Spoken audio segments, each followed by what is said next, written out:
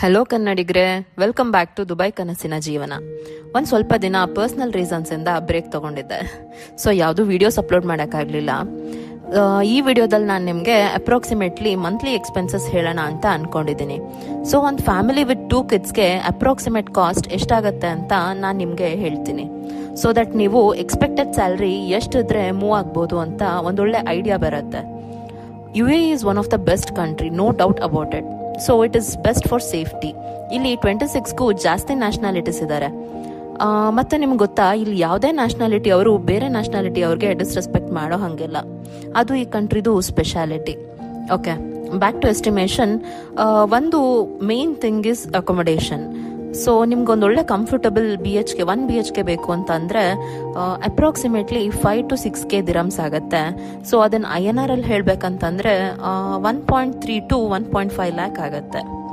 So next ಬಂದು groceries.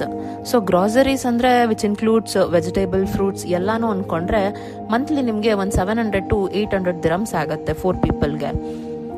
Next ಬಂದು ಸೇವಾ ಚಾರ್ಜಸ್. ಸೊ ಸೇವಾ ಚಾರ್ಜಸ್ ಅಂದರೆ ಗ್ಯಾಸ್, ವಾಟರ್ ಮತ್ತು ಕರೆಂಟ್ ಬಿಲ್, ಈ ಮೂರನ್ನು ಸೇರಿ ಸೇವಾ ಚಾರ್ಜಸ್ ಅಂತ ತಗೋತಾರೆ ಇಲ್ಲಿ.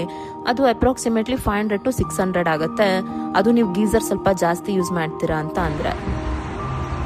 ಇನ್ನು ನೆಕ್ಸ್ಟ್ ಬಂದು school education.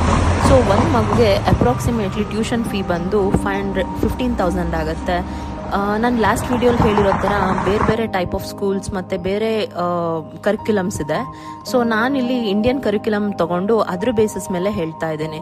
So tuition fee ಬಂದು 15,000 ಆಗುತ್ತೆ. ಇನ್ನು ಬೇರೆ ಬುಕ್ಸ್, ಯೂನಿಫಾರ್ಮ್, ಶೂಸ್ ಈ ಥರದ್ದೆಲ್ಲ ಮಿಸಲೇನಿಯಸ್ ಐಟಮ್ಸ್ ಇದು 1000 ಅಂತ ಇಟ್ಕೊಳ್ಳೋಣ.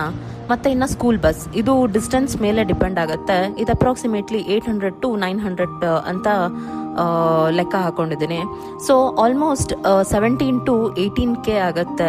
ಬಟ್ ಇದು ಇಯರ್ಲಿ ಆಗುತ್ತೆ. 17 to 18K ದಿರಮ್ಸ್ ಇಯರ್ಲಿ ಆಗುತ್ತೆ. ಇದು ಒಂದು ಕಿಡ್ಗೆ. ಸೊ ಇನ್ನು INR ಅಲ್ಲಿ ಹೇಳಬೇಕಂದ್ರೆ 4.5 to 4.8 ಲ್ಯಾಕ್ ಆಗುತ್ತೆ ಪರ್ ಇಯರ್. ಸೊ ಒಂದು ಕಿಡ್ಗೆ. ಮಂತ್ಲಿ ತೊಗೊಂಡ್ರೆ 40,000 ಆಗುತ್ತೆ ಒಂದು ಕಿಡ್ಗೆ. ಸೊ 2 ಕಿಡ್ಸ್ ಅಂತ ಬಂದರೆ 80,000 to 1 ಲ್ಯಾಕ್ ಆಗುತ್ತೆ per month. Next outing. So ಇಲ್ಲೊಂದು ಮಿನಿಮಲ್ ಔಟಿಂಗ್ನ ಲೆಕ್ಕ ಹಾಕೊಂಡಿದ್ದೀನಿ. ಸೊ ಮಂತ್ಲಿ 1 2 to 3 ಔಟಿಂಗ್ಸ್ನ ಪ್ಲ್ಯಾನ್ ಮಾಡ್ಕೊಂಡಿದ್ದೀನಿ. ಸೊ ಒಂದು ಅಫೋರ್ಡಬಲ್ ಔಟಿಂಗ್ ಅಂತ ಅಂದರೆ ಮೆಟ್ರೋದಲ್ಲಿ ಟ್ರಾವೆಲ್ ಮಾಡ್ಬೋದು. ಮತ್ತು ಇಲ್ಲಿ ತುಂಬ ಫ್ರೀ ಪಾರ್ಕ್ಸ್ ಇದೆ. ಕ್ರೀಕ್ ಆಗಿರ್ಬೋದು, ಇಲ್ಲ ಅಲ್ಸೀಫ್ ಇರ್ಬೋದು, ಈ ಥರ ತುಂಬ ಫ್ರೀ ಪಾರ್ಕ್ಸ್ ಅಥವಾ ಫ್ರೀ ಎಂಟರ್ಟೈನ್ಮೆಂಟ್ಸ್ ಇದೆ. ಬಟ್ ನೀವು ಅಲ್ಲಿಗೆ ಟ್ರಾವೆಲ್ ಮಾಡೋದಕ್ಕೆ ಟ್ಯಾಕ್ಸಿ ಅಥವಾ ಮೆಟ್ರೋ ಇಂದನೇ ಟ್ರಾವೆಲ್ ಮಾಡಬೇಕು. ಸೊ ಈ ಕಾಸ್ಟ್ ನಾನು ಅಪ್ರಾಕ್ಸಿಮೇಟ್ಲಿ 1000 ದಿರಮ್ಸ್ ಅಂತ ಕನ್ಸಿಡರ್ ಮಾಡಿದ್ದೀನಿ.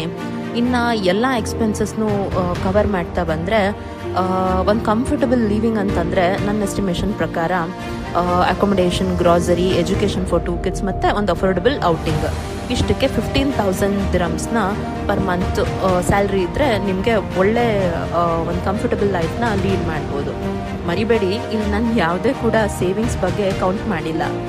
ಆಲ್ಸೋ ನೀವು ಅಟ್ಲೀಸ್ಟ್ ನಿಮ್ಮ ಎಕ್ಸ್ಪೆನ್ಸಸ್ ಬಿಟ್ಟು 1 ಲ್ಯಾಕ್ ಆದರೂ ಒಂದು ಪರ್ ಮಂತ್ ಸೇವ್ ಮಾಡಬೇಕು ಅಂತ ಅಂದ್ಕೊಂಡ್ರೆ ಅದೇ ಒಂದು 20,000 ಸ್ಯಾಲ್ರಿ ಇದ್ದರೆ it is a very good salary to move to UAE.